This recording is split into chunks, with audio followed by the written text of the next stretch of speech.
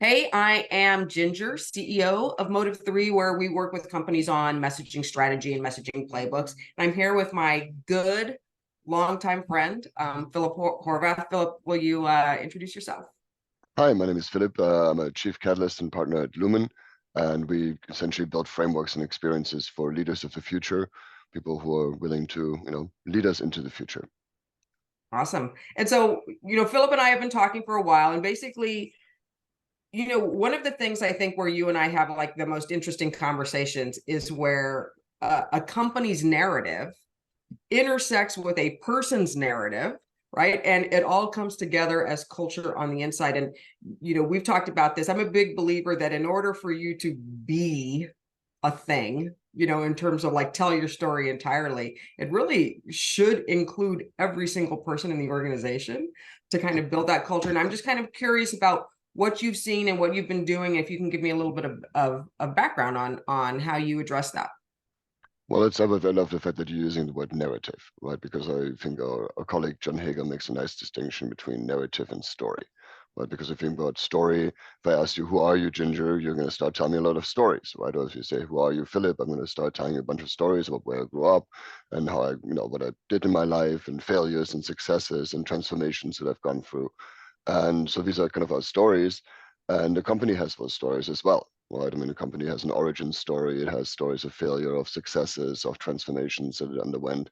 But a narrative is a little bit different, right? Because a story sort of has this beginning, middle, end, and it's something that happened, and it's a defined, a space essentially, right? When you think about narrative is this inclusive, open narrative, right, that allows other people to be part of it.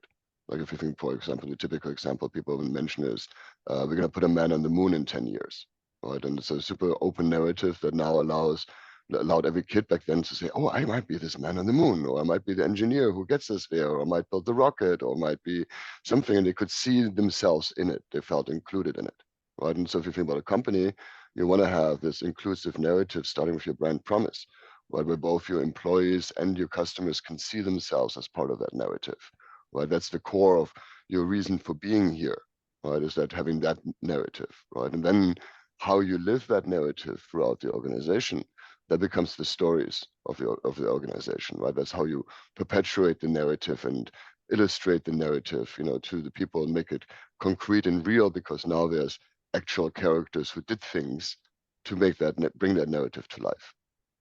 Yeah, and so can you explain to kind of the listeners and the viewers what you do with companies and how this kind of fits into all of that? Absolutely. Well, I mean, my primary job is essentially a keynote speaker, facilitator, and advisor. And so I work with companies to essentially break open the old narrative and introduce new potential narratives, right? I start a lot with, we're all on Team Human here, right? We're all learning how to do this. This is why you're important, right? And this is your story here, right? And so even when I tell a story, I tell a story of the people who understand that we're in this transformation right now, and this liminal space between what has been and isn't anymore, or isn't serving us anymore, and what will be but isn't quite yet, right? I mean, there's massive transformations where we look at nature, where we look at social systems, supply chains, right? Everything, how we organize ourselves, the advent of new technologies like AI, right? There's a whole new bunch of stuff happening right now, and we're all in the middle of this, right? And so now there's these people who kind of want to go back, right, to some non-existent imaginary past, right, that was glorious, right? And that obviously doesn't work because we can't go back. And then you have the confused middle sitting there going, okay, cool, I'm just going to wait for someone to tell me what to do next, right? And then you have these people who's like, okay, cool, in order to deal with this overwhelm and in order to deal with my experience of this reality, I need to do something here, right? I'm going to create the future actively, right? And these are the people that I kind of help organizations identify, right? Like, for example, we do these boot camps where we have people self-select and submit videos about why they want to participate and learn how to be entrepreneurs, right? And then we identify, so self-select in this case, right, the people that are already in the organization who want to do more, who want to be the drivers of change, right?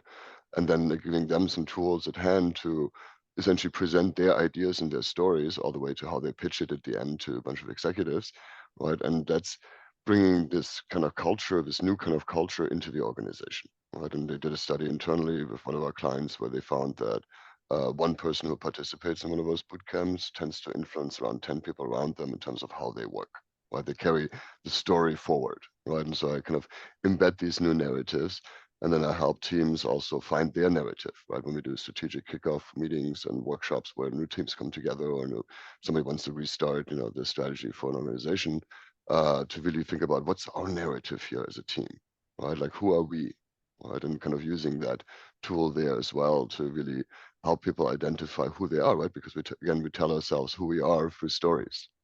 Yeah. And so I'm hearing a couple of things. I've got little Please. popcorn things kind of going off in my mind, but one thing I'm hearing a lot of is change, right? So I'm curious about when an executive pulls you into their company, what are they really trying to accomplish? They've got their own story that I'm going to pull Philip in, or pull Philip and his company in, and because we're here and we're trying to get there. So that's one story that's happening. And then the other thing I'm sort of interested in is I kind of want to dig into the weeds in terms of, how do you get folks to embrace, because I think we're talking about alignment here, right? Companies are companies, and companies are there in order to create value, and they get paid in exchange for the value that they create in the world, right? And so they've got a direction already, and then you've got like all of these people who are, some people have both feet in, some people have one foot in, some people are just like collecting their paycheck. But so I'm also curious about, how do you align that, what the company's trying to accomplish, with helping individuals inside the company kind of be part of that bigger narrative?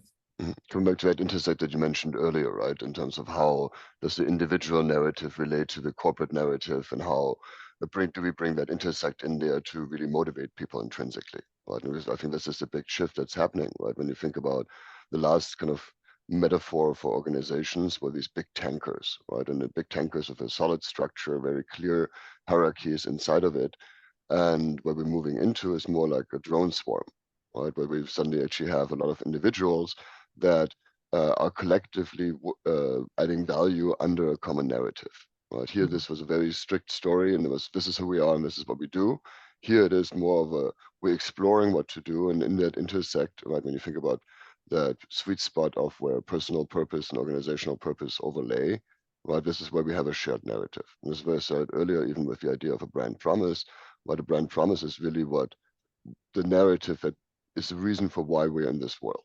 Right? And if you think about purpose of an organization, of course, there's money making, right? Because otherwise you don't have a business, right? But that's a very limited purpose, right? It's a very small purpose problem in a way, because it's not sufficient anymore, right? Because at this point, we've realized that there's multiple vectors on which we need to create value. One is, of course, organizational value in the form of money, right? But then there's customer value, and this is what a lot of organizations have realized in the last few years after wasting millions of dollars in R&D to just put a product out that nobody wanted. They realized we actually need to talk to our customers a little bit more, right? This is the origin of design thinking, lean, all these different things that are actually saying, hey, we need to add value here too, and not just slap a product into the market, but actually do something that's really valuable for someone's life. But now there's this other diagonal in this sort of matrix here, and that's really creating value for our future. Right? A company that pollutes our environment, or creates an unsafe work environment, that's not cool anymore. Right? It doesn't work anymore. Right? So there has to be some value for our future that also is there, and there's some narrative around that. And then ultimately, the individual has to have a personal motivation to do it. Right? The fourth risk, if you think about innovation risk, because all those quadrants are also areas of risk for bringing new things into the market or bringing new things to life. But it's the motivation of the individual. Right? I have to have a reason for why I go to work. And if you think about right now, my colleague Aaron Hurst did a research where they said 30% are motivated by purpose, 30% by status, and 30% by money. Right? And so you have these people who are motivated by, so essentially 2/3 roughly are motivated by money or status. Those people have no loyalty towards you whatsoever, right? Because somebody else gives them more money, or someone else gives them a better title, and they'll switch, right? And then you have these 30% that are motivated by purpose, but only 15% actually get to live their purpose at work, according to a study of McKinsey. So you have this like little dilemma here, right? Because you have 15% that are already doing their purpose, they're already living their thing, their narrative, their personal meaning relates to the meaning of why they work at this organization. right? And these are your high performers typically. These are the people who are really living your company and living the narrative of their company in their own narrative as well. Then you have these 15% that you'll lose if you don't give them a purpose that connects to their purpose and the organizational purpose, because they're going to look for something to do. And these other people, the best thing you can do there is actually up-level them in their own personal development so that they have the notion of their own purpose beyond money or status, right? And then connect it to your organization's purpose, right? So that you can actually create that sense of belonging through a shared narrative, right? Like where you started this off. Yeah, what's kind of interesting is one of the things that we see when we work with clients. So we have this kind of thesis that there's a missing piece, right? There's the why. We're talking about the brand promise, and it's sort of like, where are we going? And you try to bring your people along, right? If they really understand the purpose that's bigger than themselves, there's a greater likelihood that they're going to come along with you. And so companies, corporations tend to have, hopefully, at least two sets of documents or documentation, which is they've kind of got their mission, vision, and values, which hopefully has an inspiring enough version of that. And then they've got brand guidelines. We think there's a missing piece, right? There's that why part, but a lot of when you come down to the individual level, and specifically with communicators in business, and we believe everyone is a potential communicator for a business. Absolutely. There's really not much of the how, which is why we think kind of the messaging playbook is the how do you activate that mission, vision, and values and keep it within the kind of brand guardrails. But there's a real missing piece, which is tactically, how do I do it? I might be in HR, right? I might be in HR and I'm responsible for hiring. I'm trying to hire into a culture, right? I'm trying to also hire into a specific kind of skill set or function. And how I communicate about the business, about the purpose of this, et cetera, is a reflection on the business and this tribe that you're also joining. And so I'm kind of curious to dig a little further, Philip, in terms of like, how do you tactically get people to come in and understand I am also a representative and want to be a representative of this company and need to act, say, behave a way to be in this culture. Any insights on that, on how you kind of get into the nitty-gritty of it? So what I'm hearing is essentially what's the tactical layer of really bringing a narrative to life in your employees, right? Yeah. And really bring it so that they live that culture, right? And that's, I think, where if you take it from the high level, purpose world of archetypal, here's where we're going, here's some principles and values and beliefs that we hold, then you get into the individual, right? And the actual individual story. And remember back in the day when we met actually, and we were in a company owned by GE, and there were all these Jack Welch stories around. Right. And like Jack would do this and Jack would do that. And Jack did this in this meeting and Jack did this in that meeting. Right. And these stories were essentially guidelines for the individual of how to behave and how to act in the company. Right. And so these essentially these narratives come to life in the stories of employees that have been there. Right. Or for example, one of the companies I was working at, someone told the story of how they printed stuff on napkins and gave them to the because they didn't have a budget for a big marketing campaign inside of the organization. So we just printed a whole bunch of napkins and just put them in the cafeteria. Right. And it was like a very simple message. And it was like, oh, cool. Napkins with his finger. And suddenly everybody knew, right? And it was very simple and very cheap, but it was a way to spread some story there. Right. And so there's these tools of essentially when you bring it down to stories and language, there's the other part of language, right? And language makes up the stories, right? You think of story as sort of the cultural programming language, right? But through stories, we program how we do things around here, right? Through telling stories about how we do things around here and what's okay and what's not okay, right? And what's in the brand, identity and what's not, right? And then the language is these phrases and repeatable patterns, right, that you can use, right? Where you have, for example, we put the ship in leadership is one of the things we say in my company, right? Or we have things like, hydrate to create, So there's these different little phrases that we kind of keep using, right? And when you start a meeting and you look at the table and there's water on the table, and if not, it's like, hey guys, hydrate to create, right?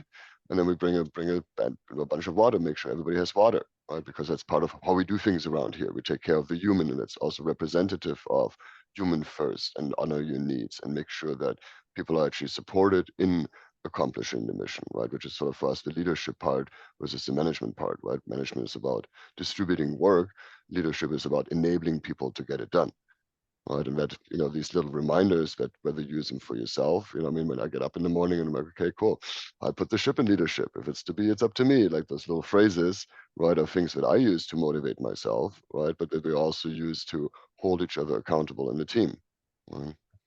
Yeah, I mean, one of the things that you're touching on, which we love, and we kind of always have when we're doing sort of our working lunch breaks in the middle of a big workshop, we do just like a story mining session, right? Which is like, tell me a story. And I think so many companies, I mean, it's kind of funny. I'll give you an example that we had with one client where sometimes they just don't even realize the most impactful stories that are just told in a hallway or told offhand. I was working with a wealth management company, and we were doing our initial workshop. This is 5-6 years ago, on kind of how do we tear this brand apart and put it back together to find a powerful brand promise that then we can use as like we almost talk about like a brand operating system. Like if your brand promise could be your operating system, everybody would have the right judgment to kind of know what to do.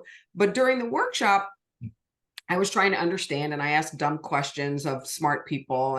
And this one guy said, well, to give you an example, a lot of people misunderstand wealth. They're like, we had one client, because wealth sounds beyond and it sounds other. And he said, we had one client who was a school teacher, but he sort of dutifully saved, over time and compound interest and blah, blah, blah.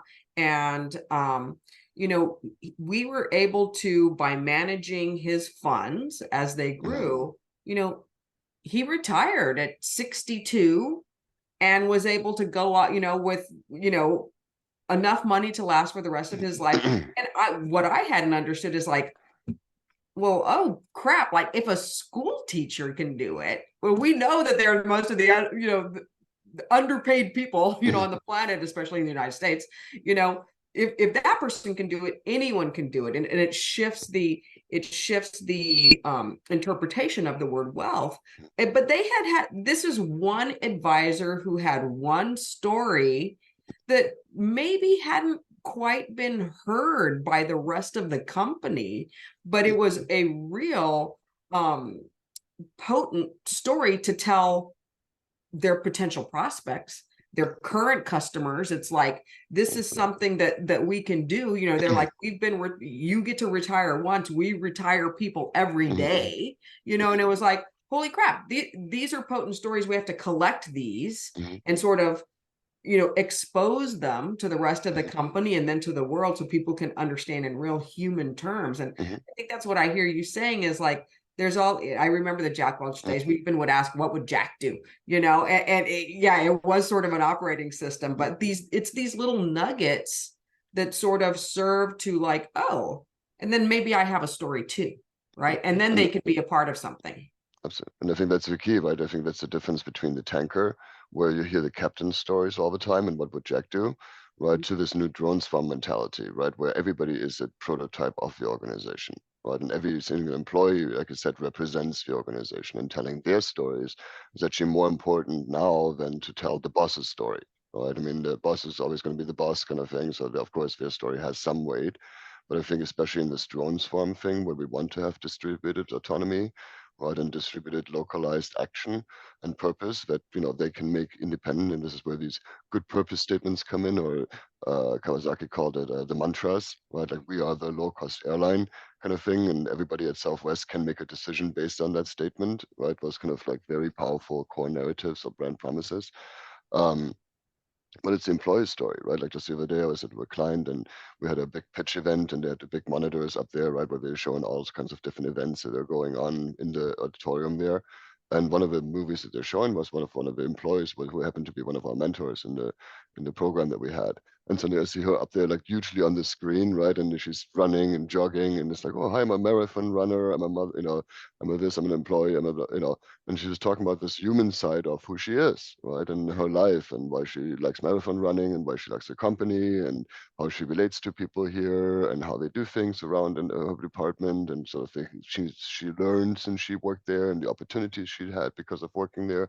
And it was a beautiful little, vignette of a human who works there, right? But it was like, here's our story. Look, this is someone who represents who we want in our company, right? It enforces that employee archetype, and it's an instantiation of that archetype of what we want here, right? And so to tell that story, like you were saying, here's this one guy who has this really cool story, and to collect that is important, right? And there's things like, for example, I mean, what Zappos used to do with the annual culture handbook, right? To actually write down like, what's your favorite moment in the company this year, kind of situations, right? Like those, or fuck up nights, those kind of things where you get to tell stories of, failure, and that become little, stories around the organization that everybody knows. It's like, oh, that one guy did that one thing one time. That was dumb, right? And you have that story, but it's also, again, reinforcing who you want to be as a company, right? Because these are the stories of your employees. And I think this is the shift that's been happening with COVID, in general, it's been coming, but COVID kind of accelerated it, was the human side of things, right? And especially now in this distributed hybrid world that we live in, we don't have the natural coffee cooler conversations like we used to. We don't have the natural get-togethers and having lunch in the cafeteria together situations as often anymore, right? And so this is where even more so these narratives become so important, right? Because they create a sense of belonging, right? And actually highlighting the stories of your people rather than just the boss's stories, right? That bringing that to life, right, makes people feel that sense of belonging, right, which is one of the keys to intrinsic motivation, right? Autonomy, competence, and relatedness, right? The idea that I'm belonging to something, and it fulfills that social need that we all have, right? And it creates the loyalty that you would want as a company, right? That you good people stay with you, and because they believe that they can be their best version of themselves here. Mhm. Yeah, so we're talking a lot about kind of belonging to a culture, a tribe in a company, whether you're talking to each other over Zoom or you get together in a building, a traditional office. And I'm curious about, now sort of like taking that outward, right? Like I might be in a place that this feels like a good place for me. I'm nurtured as an employee, I have benefits, I have opportunities to be myself, et cetera, et cetera. But how do you marry that with now those individuals becoming, messengers, or I would say messengers of the company itself? Do you see that more as that by them kind of reflecting to people outside the business that they're a good place to work, that's sort of a almost like an invisible brand layer? Or do you think that there's also opportunities for them to kind of have, you know, a company narrative or purpose, that they're really kind of talking about, like, no, I mean, Zappos is the perfect example. Zappos, yes, it was an interesting culture, and they had all sorts of crazy, wacky things that Tony Hsieh would do. And that became part of the bigger thing that is, we're really a service company. We're not a shoe company. We're really a service You sell company. happiness in a box, right? Yeah, we sell happy. Yeah. And so I'm kind of curious in terms of like how you see that, pivoting from like, yes, I belong, internal culture, to I am now also, a messenger of this company. Yeah. So like, what I'm hearing you ask is like essentially, how does an employee how do we not use these narratives not just for the internal coherence and belonging, but also as a tool for branding outside of the organization, right? And I think Yeah. that And in my here's, before you answer, here's one of the reasons I ask. So, I pulled some research down from the Content Marketing Institute. And one of the biggest, I think the biggest complaint that companies have in terms of communicating their message, at least B2B companies, right, is that they don't have enough resources. And yet they have, like, this army. thousands of employees, right? Yeah, Yeah, yeah. absolutely. And so I'm like, how do we help companies sort of overcome this thinking that spreading our message belongs in a department, and there's people whose job it is to do, to saying like, oh no, we've got plenty of resources to Plenty do. of people. Yeah, absolutely. And I think that's actually a bit of what happened again in this shift from the old days where you sort of had your internal culture, right? And then you had a department out there who like branded you and showed the world who you are, right? And now we live in a world of transparency, right? When things like the Vault started back in the day, or these early websites where employees could talk about their employer and the glass ceiling, those kind of conversations, right? Suddenly these things became transparent, right? And people are not realizing that in a world of transparency, your culture equals your brand, right? And who you are inside and what you're telling yourself inside cannot be different from what you're doing outside.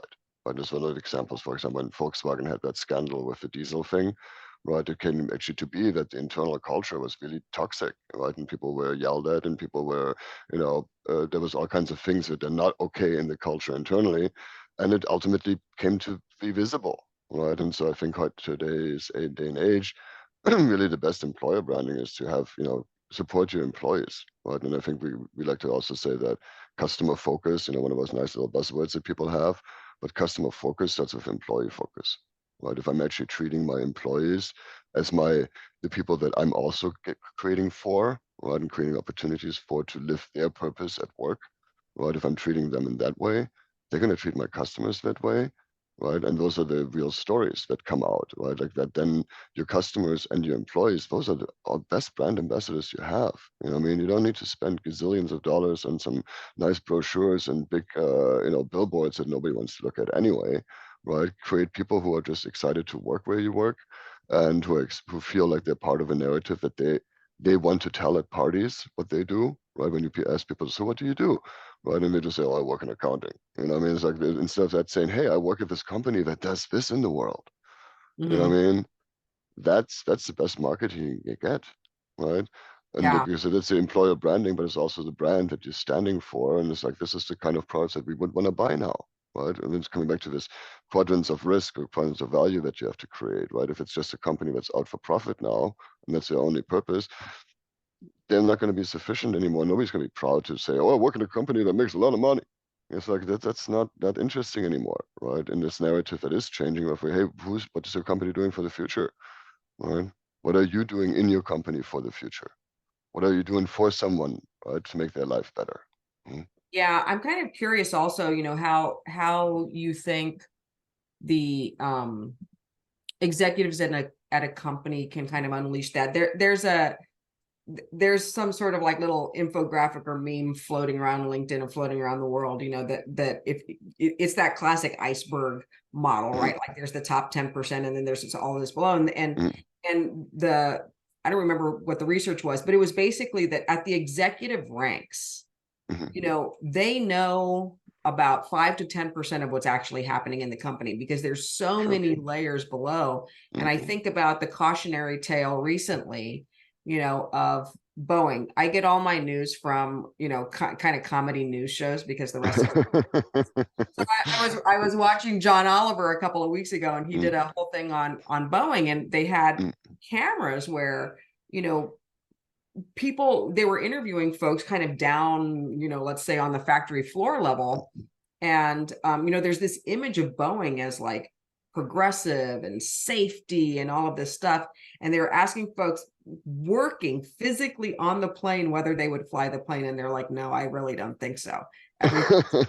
And then Yeah. we had this big merger with Mhm. McDonnell Douglas, I think it was, or McDonnell Douglas purchased them. And again, I'm Mhm. factually not correct on this, but the cautionary tale was there were people, Mhm. there was a layer where it's like, this is no longer a safe plane. Quality is not something that is a priority anymore, because we've got, different shareholders and other And responsibilities. We got to somebody do wants to cut 10 cents somewhere, so we don't use that bolt anymore, right? right, and so there's in the challenge very Mm. often is that these stories exist, but they just don't have any place to go, or Mm.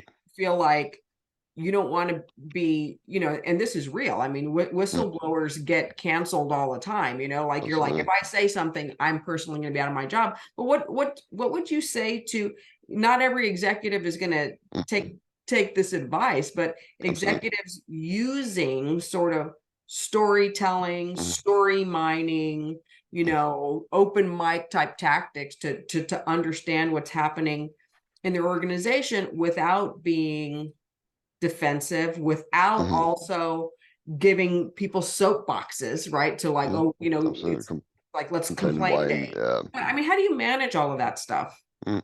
No, I think then we come back to, if I want to have dialogue for mutual growth, right, then I have to also have a stance that that's what we do in our company, right? That it's not about I am this, you are this, and now we're defending each other's turfs and positions and silos and blame games and all that stuff. But we get to a common learning, we actually get into a real dialogue, right? And this is a bit of where what I mentioned earlier, where this customer focus world, right? This whole idea of design thinking has kind of unleashed the idea that, and in combination with the pandemic, has kind of unleashed a, hey, maybe we should look at the employee experience too, right? And so there's a bit of an openness towards that. And I think this is where these kind of events that you mentioned come in, where it's important to have that dialogue and to have these conversations, right? And to then ultimately also create real empowerment, right, for people, right? And then one of my colleagues, Margaret Whitley, she says that create oases of sanity, the islands of sanity, right? Because in a way, if you look at large corporations, I mean, I work with one at the moment that has 300,000 employees around the world, right? That's insane, right? There's so many Kafkaesque, moments, where you're like little things, where in the penny wise pound foolish situation, I'm sure you see that with your clients all the time as well, right? And you see it with a lot of large corporations, but um, there is the opportunity of creating oases of sanity, or there's the opportunity for whether in your team, in your department, and whatever you have as a territory that you can create an influence on, right? You can create places there, right, where that happens, right? And I think it starts with even using things like growth talks or the annual performance review and changing those things around to having an actual continuous dialogue with your people, right? And check in. And for example, one of the things we advocate for is to do retros, right? Like once a week, once a month at least, get together and say, hey, what was awesome this month? What can we celebrate in this period that we just had? What did we learn about, right? What was new and interesting? And where did we fuck up and what did we learn from that? Right. And to actually be willing to have that conversation in the first place, right? Because most people think feedback means criticism. What means I did something wrong and I'm to blame and I need to shame myself and feel horrible. But instead of that, to understand that, hey, we're all growing, we're all learning how to do this, right? I'm perfect the way I'm at, and I completely suck compared to what I can be, right? And I'm always going to be learning. And this is that important willingness to look there, right? And I think even being in an artist colony right now, one of the things that they say about artists are people who are willing to not look away. Hmm. Right. When you have these quality issues, when you have these things inside of the organization, when they had the diesel scandal and Volkswagen, there's a lot of people who looked away, right? Because that's not who we're supposed to be here, right? Because the story of getting punished for not getting these 1% out of your P&L, that you committed to, that story is more dreadful than, you know, actually speaking up. Well, I think there's also something to, you know, even folks hedging themselves, right? When it's like, well, I've found something that doesn't kind of fit with our narrative, so maybe I should just kind of sweep this under the rug. And there's the Absolutely. little things that add up. I'll bring it around. When I worked at a company pre-working for the company that worked for GE, I was at a station in San Antonio, Texas, my hometown, and Mhm. and our GM had brought back this tactic that was a Jack Welch tactic called a workout, right? And we just Mhm. had one day where everybody with like little sticky notes, basically just put their irritants, like this is wrong, we're Mhm. doing this wrong, this problem, this is always late, blah, blah, blah. Mhm. We put them up, I mean, they went all the way around a room. And then folks went and did the exercise of putting dots like, yeah, this is Mhm. a real problem, right? And it could be a minor problem, but it was like highly An irritating. irritant. Yeah. And I remember there was this one thing that we solved, and the workout aspect is we identify them, and then it's like who, what, when, really basic stuff. Mhm. Who's going to take charge of fixing it? What is the problem, and Mhm. when's it going to be fixed? And one of them was, we were getting, this is in the old days of television when there was like master control, and someone would like chronically get like a tape late to master control. And if you don't get it in on time, it doesn't run. We run in black, money's lost, blah, blah, blah. And it's because this person had a really a job with many, many interruptions. They're sitting in like the newsroom bullpen with, a million things happening. But this was a real problem where something so seemingly simple was causing a real loss of dollars we'd have to turn back to advertisers. And the fix was, we ended up putting an alarm clock on the desk that at a certain time every day would go off. And at that time, it was like, oh, shoot, I got to run this tape over to master control, and there's this real opportunity, I think, of like, dealing with the pebbles before they become boulders, right? Like, how do we have like a practice of, when you said an oasis of sanity, that's what this reminded me of, is like, having a day where it's like, it's just workout day. Like, let's just get them. And it was so collaborative that like, there really wasn't any room for blame game, etc. It's like, yeah, a bunch of people agree this is a solvable problem. Let's just get it solved, and figure out what we're going to do. Yeah. No, this is, I think, where it's honoring the fact that we are a whole bunch of humans, right? And really bringing in stuff, you just thinking of yourself as some little executor of a function, to understand that we are human, we have gripes, we have things that irritate us, we have things, and like creating valves for that, creating moments where it's okay to bring that out. Right? And like you said, when it's collaborative like that, then it's not about finger pointing or you do this and you do that, but it's about, let's collectively solve this. Right? When you create these experiences of we're doing something together, we're creating something together, that creates that sense of belonging. Right? It's a little bit like the idea of trench buddies, right? Because you've kind of gone through some things together, and so now you have a much deeper bond with each other. Right? And I think that collective storytelling from the times when we sat around the fire, right, and in the cave somewhere, right, was part of that. This is our tribe, right? And these stories define us, and they create cohesion and create belonging. And these moments do that, and others don't, right? And so to have those stories, and to, again, like you said, also to come into more regular, continuous work with each other, right? And to continuously tell these stories and continuously give each other feedback and tell stories about what worked and didn't work, right? And then it becomes much easier to do so, right? If I'm waiting once a year to then talk about all the things I did or didn't do this year, it's like, ooh, and I'm sitting on this all year long, right? If I have the potential to clear this out immediately, much easier, right? And this is the kind of cultures we want to create. We want to create more human cultures, right? Where we can bring our full selves to work. Because if I want that creativity from people, right? If I want to use that, with the amazing potential that humans have, I mean, we're using about 10% of most employees' real capacity to create, right? Because there's no whole human in the room. There's only this, like, you're supposed to be fitting into this little box, right? If I'm allowing these stories, if I'm allowing the tapestry of a human to shine and to be visible, right? To even know things about each other, right? To do show and tells and come in and say, what's your hobby? You know what I mean? And have people tell their story about how they go to live action role plays every weekend or something. You know what I mean? It's like, who knows what they do? And it's like, wow.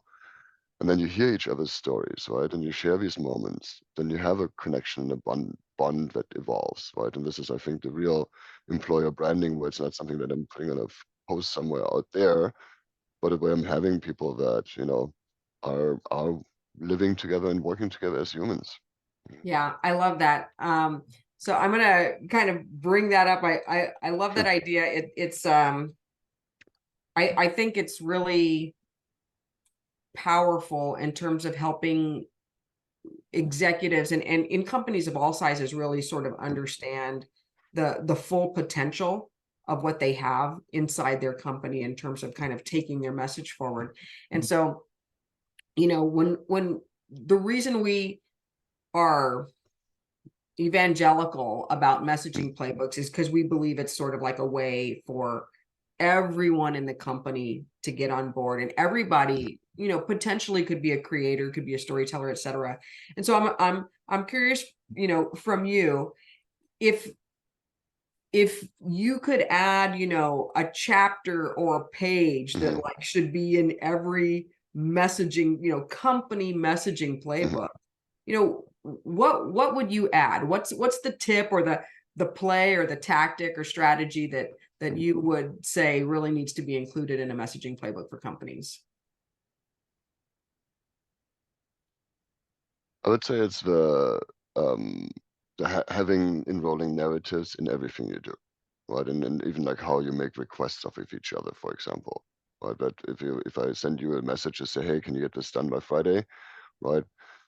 Even there, every one of those moments is an opportunity for enrollment in the narrative, right? Because instead of just saying, hey, get this done by Friday, to say, how am I enrolling you into the outcome of this, Mm. right? And so to understand that narratives lives all the way down, right? That really in every single interaction that we have in the organization, messaging is how we do things around here, right? Every single employee creates ripples, and culture is this emergent pattern that exists between these different ripples, right? And so to be aware of that, every single message matters, I think is really kind of the key in starting there, you know? I think that's so great. I mean, I think even teaching people at every level, just the very core, right, of storytelling and narrative, which Mm, is, hey, can you get this done by tomorrow? Because I'm trying to accomplish X, right? mhm. And this piece is the piece that enables, A, B, and C or whatever. And it's like, Yeah, oh, now I know that no, I like get it. this can't happen unless I do this, and this is why we're trying to do this. And I think that's, it's so intuitive to all of us, and yet when Mm, people have to, it's become this sort of overly complicated thing, and it's really about like, here's the situation, here's the challenge or the problem or the question we're trying to answer, and kind mm, of like, here's what comes next, absolutely. and Yeah, that's what we exchange as humans, right? I mean, plants exchange chemicals with each other, right? Animals exchange territory with each other.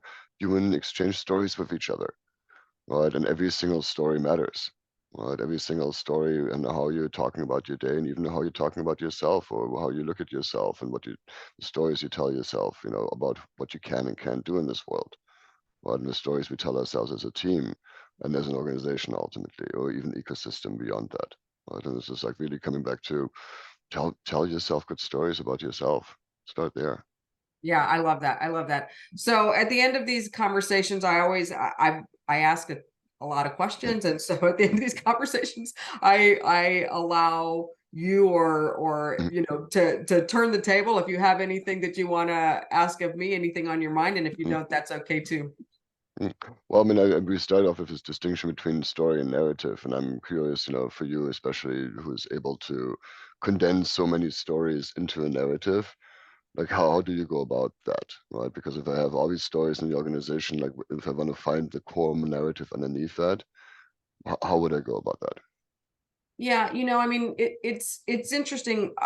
I really resonated with how you kind of distinguish narratives and stories. I do think a narrative is open-ended. I think narratives are directional, right? And so what we definitely think is that, when these narratives are sort of bigger than you. When you come up with uh a really powerful brand purpose, and I'll use Patagonia, and I may get this slightly wrong, but it's about saving our home planet. There's some really interesting words in there, just in terms of word choice, right? Saving, not protecting; home planet, not just the Mhm. planet. Uh, I mean, there's some really interesting choices there, and I think that is a narrative, right? mhm, You can imagine all of these things sort of nesting underneath. When we build messaging playbooks, what we try to do is take that brand promise, understand sort of like, what is the company archetype, when saving versus protecting is a different archetype, right? mhm, How do you understand enough about the company in terms of their archetype, their personality, their voice, and the promise? That's sort of like the internal piece. And then the way that you can kind of take it to market is through various stories. And so tactically, what we do is okay, here's the brand promise.